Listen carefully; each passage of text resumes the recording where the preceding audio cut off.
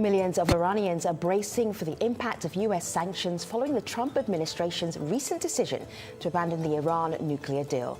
Hi, I'm Femi Oke, and you're in the stream. We are live right now on Al Jazeera and YouTube. We'll ask our panel what lies in store for Iran's people and its leadership when the sanctions begin to bite. Send your comments via Twitter, Facebook, or the YouTube live chat.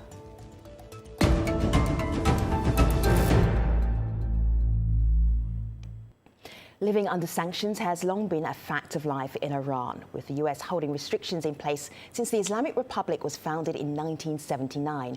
But some Iranians dare to dream of a better future when many of those restrictions were lifted as part of a deal with major world powers on limiting Iran's nuclear program.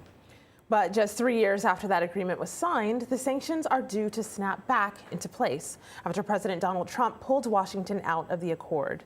The first package of sanctions is due in early August. Here's a look at what will be targeted over the coming months.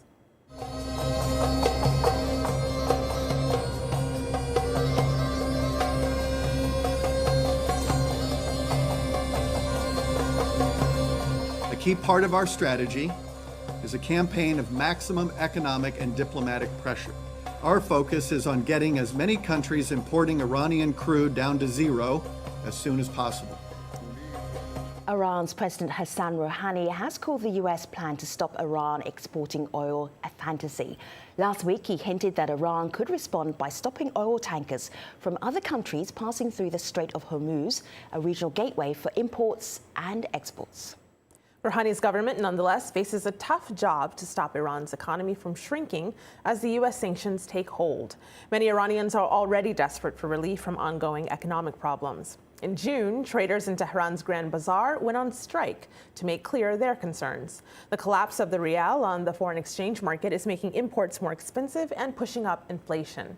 Meanwhile, the government has blocked the import of hundreds of items in an effort to support domestic producers. So, what effect will the forthcoming sanctions have, and how can Iran navigate a way through them? To discuss this, we are joined in our studio by Nagar Mortazavi. She is Washington correspondent for Iran International.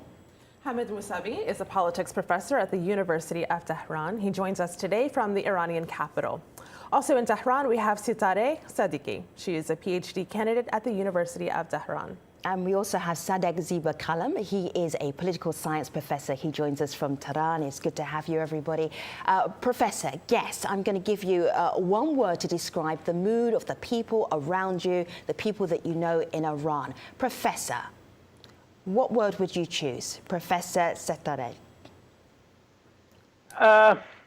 Bismillah ar-Rahman ar-Rahim. I would use the word anxiety. Anxiety, because? Because many Iranians are concerned. I'm not saying they are worried, but I'm saying they are concerned.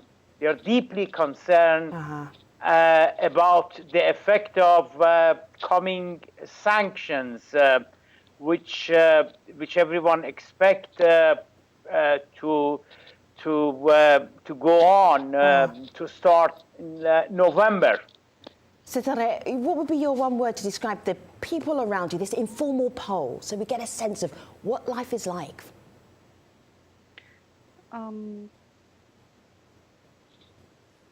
Anxious but hopeful. Okay.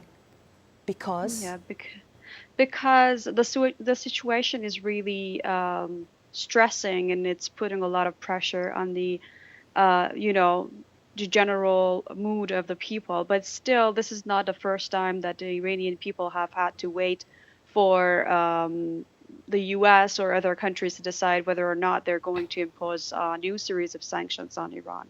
Ahmed? I would say concerned, but at the same time, perhaps strong or maybe even defiant. I think there's a lot of anger directed at the Trump administration. I mean, Iran has been upholding its side of the agreement even after the United States has left the agreement. So I think perhaps there is anger in the way Donald Trump is reacting. Nagar? I want to add to anxiety and anger, uncertainty also. When I speak to Iranians, it seems like people are unsure of what's going to happen because they have lived through sanctions and it's been so difficult.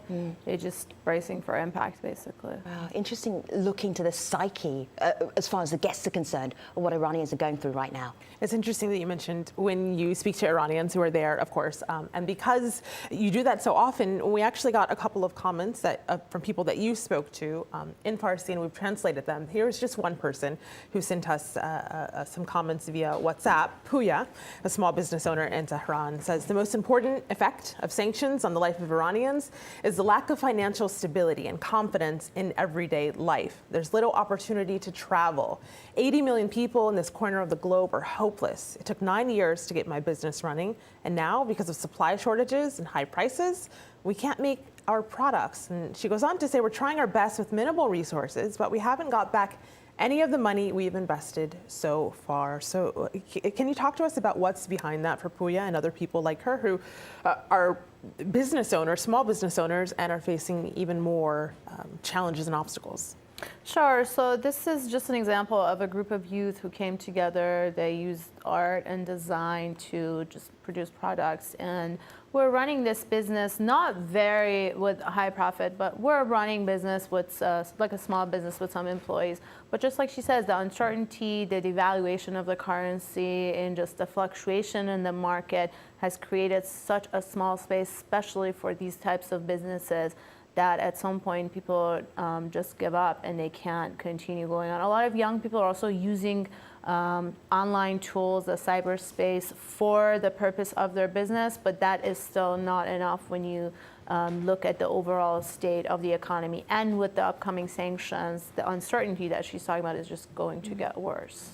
I'm just wondering financially how people are managing, and Professor, are people even beginning to think, okay, I need to change my money from cash money into another form of currency, with the currency also being devalued right now? Well, basically, what has been happening during the past few months is that because of the psychological effect of sanctions, many Iranians who have had cash, they've been thinking that well, our cash would be undervalued within the next few months. So why don't we buy gold? Why don't we buy property somewhere outside Iran? Why don't we buy the foreign currency? And this feeling of panic and, as I said, anxiety about the future actually has compounded problems. Even we know that the sanctions have actually been started yet. Nevertheless, you come to any main cities in Iran, in Tehran, Isfahan, Shiraz, and other large cities, you see the anxiety, and in the form of, as I said, Iranian reals have been undervalued increasingly during the past 4 or 5 months. And some Iranians, of course, are blaming government, Rouhani's administration, for not doing, not taking proper decision. Others argue and say that, well, it is not something that government could do something about it. It's much beyond Rouhani's administration. But whilst these discussions are going on amongst Iranian, as I said, the foreign currencies keeps going up, and people become more and more anxious about the future. Satara, you did mention hope, and I'm just wondering how you are planning for the sanctions. What preps do you need to make? This is not the first time in a long time that Iranians have been facing sanctions. They know how to deal with sanctions. How are you prepping for them?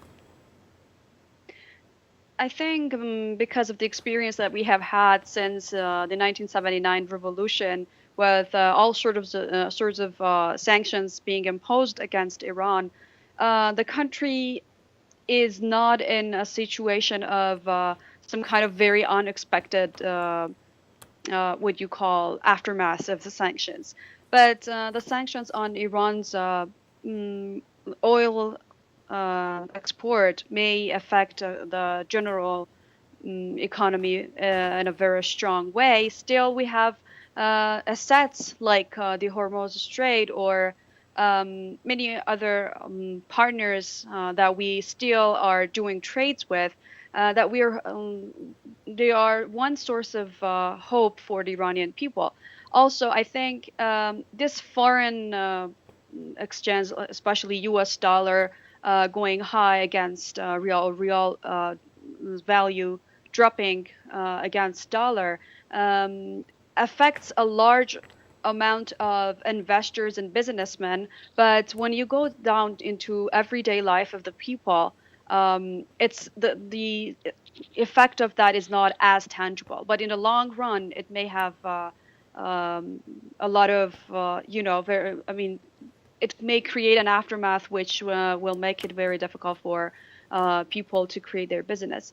But what I see hope in is that this situation, like whenever we had sanctions or whenever we had to rely on ourselves, there came a time when Iranian began to domestically grow and learn how to not any longer rely on foreign powers. So where you see hope, I want to share this tweet from someone who sees it as well and in perhaps another form. This is HG Flores, who says, Europe could save the Iran deal only if they're willing to accept being sanctioned by the U.S. Given the possible trade war between the U.S. and the EU, Europe might be willing to suffer the loss as a way to protect U.S. tariffs. And if Europe adheres to sanctions, the deal is lost. So, Hamid, there's a lot there to unpack. Of course, if the U.S. was going to pull out of this deal was the talk of the town here, at least. And of course, I'm sure in Iran for a long time. And then it happened. And I don't think you had so much surprise as more of a resignation that people saw this coming. But people are still seeming to pin their hopes on Europe. Where do you fall on that?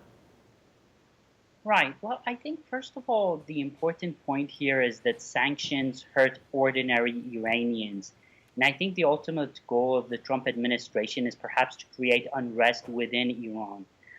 Nevertheless, as you point out, I mean, it's not all doom and gloom. We'll have to wait and see in the following months to see what happens. In fact, the entire international community, aside from the United States and Israel and Saudi Arabia, actually want to uphold the agreement. And this includes both the Europeans as well as the Russian and the Chinese. Now, how willing or how able they are to resist U.S. sanctions is still very difficult to tell. Nevertheless, as we speak, the Iranians are negotiating with their European partners to come up with a package to hopefully keep the nuclear deal. In a sense, Iran will continue with its obligations under the nuclear deal, and the Europeans will hopefully ensure that U.S. sanctions will not hurt the Iranian economy. I want to play you a clip, and this is from John Bolton. He was at an event a year ago in July, and he was at an event called Iran Freedom Gathering in Paris, in France. And this was before John Bolton became President Trump's national security advisor. Look what he had to say about Iran a year ago. The outcome of the president's policy review should be to determine that the Ayatollah Khomeini's 1979 revolution will not last until its 40th birthday. Now, that the Tehran regime is the central problem in the Middle East. There's no fundamental difference between the Ayatollah Khomeini and President Rouhani. They're two sides of the same coin.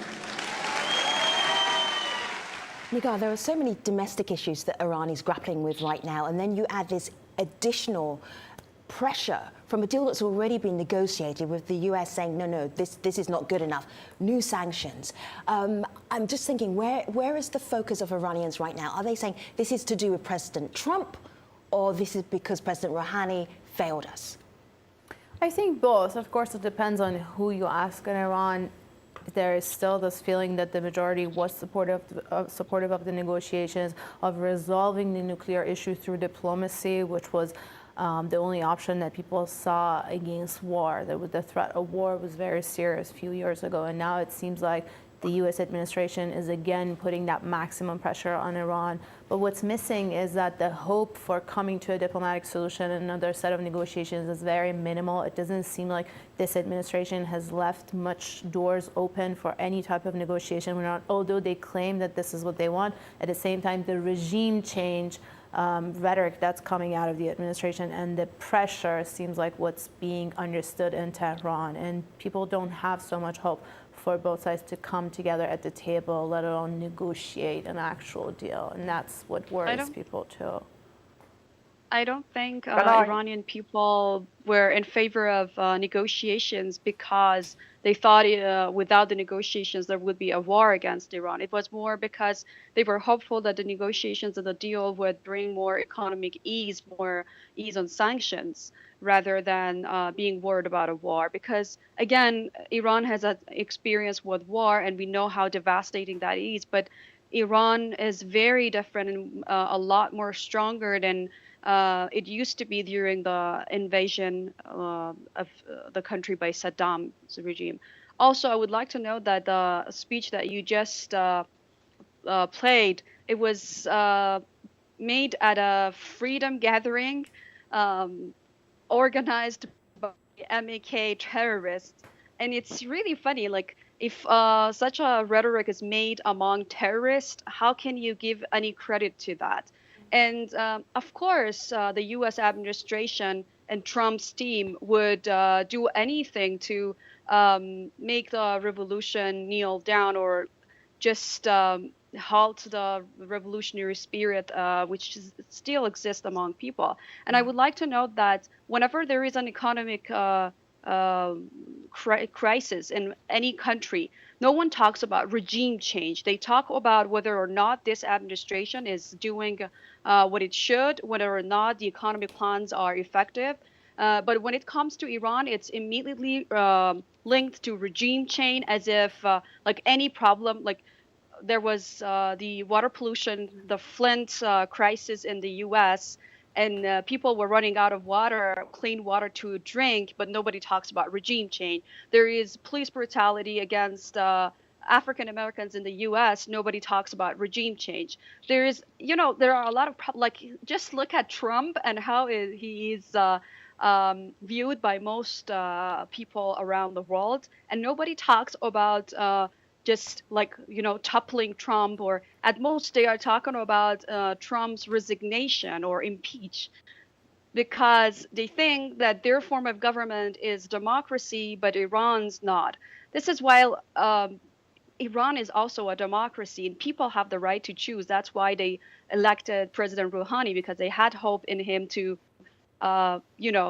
fix economic problems. I hear exactly what you're saying, and I think it's so interesting because you mentioned in quotes the regime change and that rhetoric that you talked about. That's exactly what people online are also picking up on. This is a tweet from Blanche who says Trump is looking for the people of Iran, to take their leadership out, and that is, in her view, the effect of these sanctions. Another person sent us a video comment saying something very similar. This is Sina Tusi, who is an Iran research analyst at Princeton, and this is what he said.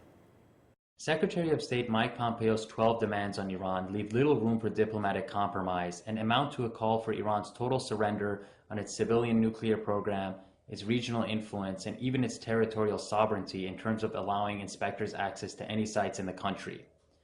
Trump's rhetoric and actions on Iran betray a goal of seeking regime collapse and stoking internal turmoil in Iran, in lockstep with his close allies in Saudi Crown Prince Mohammed bin Salman and Israeli Prime Minister Benjamin Netanyahu.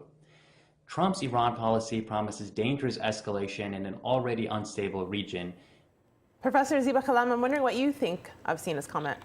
Yeah, I would like to say that Trump administration's the piece of speech that we heard by John Bolton, for example, they are making a huge mistake, because it is one thing for an Iranian like me, Professor Ziba Kalam, to be critical of the Islamic regime.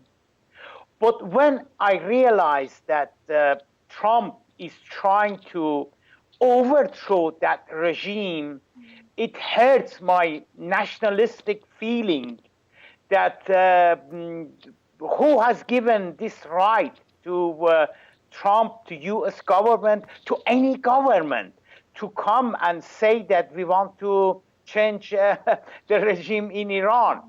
I think the mistake that they are making is that they think that because some Iranians, many Iranians, are critical of the Islamic regime, therefore they would open their arms to Trump and John Bolton and the Saudis, etc., and say, goody, come and change this regime because we don't like it. I think that is a catastrophic mistake that U.S. leaders are making. You made everybody smile on the panel. Hamid, I know you were trying to get in a little bit earlier. Go ahead. What do you want to add? Yeah, I mean, I would totally agree with Professor Ziba Kalam. I mean, the Trump administration has been very arrogant in its approach towards Iran, and it hasn't been only towards Iran. I mean, we just heard them make very derogatory comments towards Canada just a few weeks ago.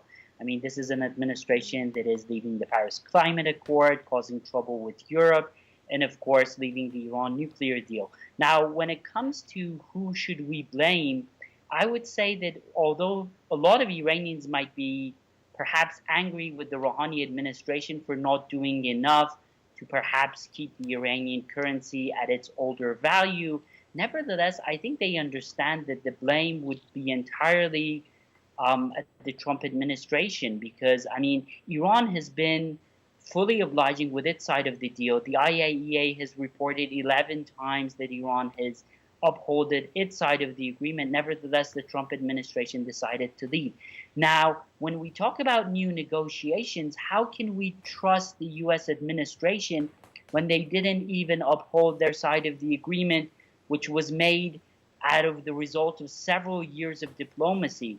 So how can we move forward from the experience we're having right now? Setare, I love that analogy you said, that in countries where they might have domestic crisis, they don't necessarily say, now we need a new regime. So you have this external crisis with new sanctions being applied to Iran. How do you feel your politicians are dealing with it? Well, I wish our politicians would, do more things domestically to make Iran's economy stronger. I understand that the sanctions and the situation that has been imposed on Iran plays a major role in crippling Iran's economy. But still, I also think that if we rely more on domestic production and what is often known as the economy of resistance, we can hope that even like pursuing our goals, pursuing our revolutionary ideals, still we can live economically a prosperous life because nobody can just, address our weak points anytime they want to make Iran apply to what they want. They are asking. Sure. Malika. I will end with this tweet from Raphael, who says, I've traveled to Iran, Cuba, and China. From my experience, U.S.-led economic sanctions rarely accomplish anything, but hurting the citizens. The powerful are always just fine. Don't support sanctions or regime change actions. Nagar, Hamid, Setare, and Professor, thank you so much for being on our show today. I feel like we have this tag team of amazing Iranian voices that we can always call to help us unpack what is going on in Iran at any single moment. Thank you so much. Our conversation continues always online. You can find us at 8A Stream and at aljazeera.com/the stream. See you next time.